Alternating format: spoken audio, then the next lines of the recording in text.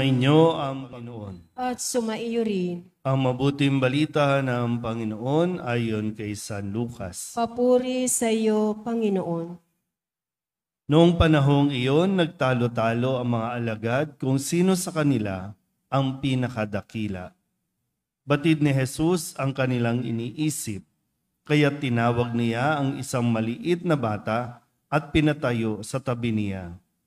At sinabi niya sa kanila, ang sino mang tumatanggap sa batang ito, alang-alang sa akin, ay tumatanggap sa akin.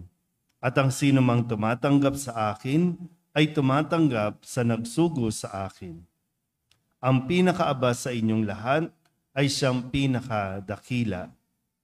Sinabi ni Juan, Guro, nakita po namin ang isang taong nagpapalayas ng mga demonyo sa pamamagitan ng pangalan ninyo. Pinagbawalan namin siya sapagkat siya'y hindi natin kasamahan. Ngunit sinabi ni Jesus, huwag ninyo siyang pagbawalan, sapagkat ang hindi laban sa atin ay kapanig natin. Ang mabuting balita ng Panginoon. Pinupuri ka namin, Panginoong Hesukristo. Isang magandang gabi po sa inyong lahat. Bagamat ito ang huling araw para sa buwan ng Setyembre, tayo naman ay nagpapatuloy ng ating linggo. Lunes ng ika-26 na linggo sa karaniwang panahon. At ngayon ay kapisahan din o ginugunita si San Jeronimo. At siya po ay isa sa naging dahilan kung bakit nababasa na natin ngayon sa sarili nating lengguwahe itong banal na aklat. Dahil siya po ang nagsalin ng mga salita ng Diyos sa Latin at mula doon sa salitang Latin ay na-translate naman sa iba't ibang lengguwahe. At kanya pong isa sa pinakasikat na salita na nanggaling sa kanya ay sinasabing, ignorance of the Scripture is ignorance of Christ. Saan ba natin makikilala si Kristo? Sa Biblia, sa banal na kasulatan. Kaya mahalaga at laging pinapaalala sa atin na magbasa tayo ng Biblia upang maintindihan natin, makilala natin ang ating Panginoon. Panginoon na kung mababasa niyo po, sa unang pagbasa sa aklat ni Job, naririto yung paghanga ng Diyos sa tao dahil napakabuti ni Job. At talagang ipinagmamalaki niya si Job nung magkausap sila ni Satanas sa kwentong ito, nang kausapin ay hinayaan ng Diyos na subukin si Job, hindi para pailalim siya sa demonyo, kundi upang ipakilala talaga kay Satanas kung ano ang kakayahan ng tao sa katauhan ni Job. Na si Job ay mananatiling tapat, mawala man ang lahat-lahat na naibigay sa kanya.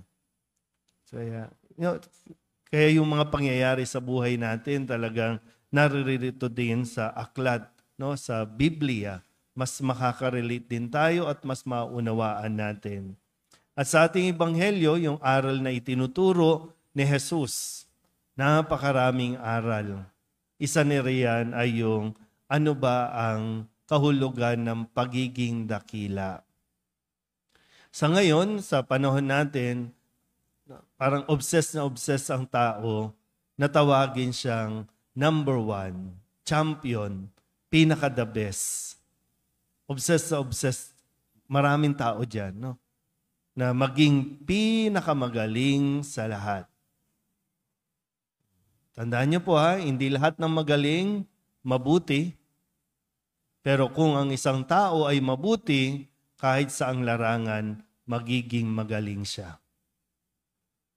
Ikinokorek ni Jesus yung pananaw ng mga alagad na inaakala nilang ang pagsunod kay Kristo, ang pagiging alagad ni Kristo ang magpapasikat sa kanila, ang magpapatanyag sa kanila. Bagamat nandoon na yon, no? Isang tukso nga ng demonyo yung maramdaman ng tao na sikat siya. Kasi kapag sikat na ang tao, unti-unti napapalayo siya sa pagtitiwala at pananampalataya niya sa Panginoon. Kaya sabi ko, gusto niyo ba talagang maging dakila?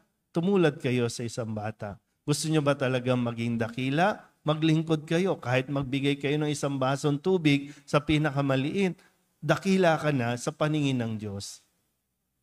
Isang aral na wag nating nasain na maging dakila tayo sa paningin ng mga tao habang sa mata ng Diyos, nagmumukha na tayo mga ewan. Parang walang katuturan, walang kabuluhan na ang ating ginagawa sa mata ng Diyos. O pwede kang palakpakan ng mga tao, pwede kang kainggitan ng mga tao, pero saan tayo pupulutin pagdating ng araw? Yung mga bata na narito, no? Tinuturuan, pinapapasok natin sa eskwelahan, tinuturuan sila para na maging magaling. Pero wag natin kakalimutan na kailangan din silang maturuan papaano maging mabuting tao. Yung values nga natin, unti-unti, nadidistort, nawawala. Yung mga religion subjects nga ngayon, wala na eh. Tinatanggal natin eh. Kasi parang para sa atin, hindi na mahalaga yung religion na yan. Kasi dapat pantay-pantay sa lahat. Kasi akala ng tao, magaling na siya, kaya kaya niyang saklawan ito.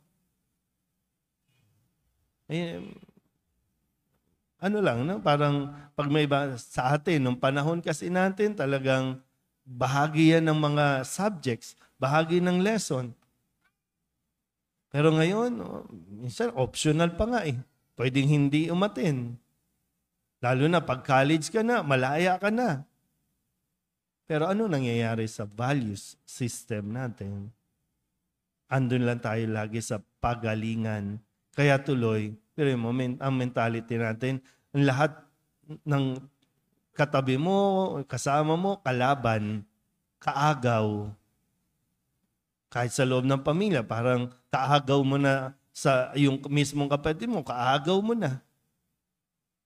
Imbis na nagtutulungan, imbis na inaakay ang lahat, hindi, kailangan isa lang kasi.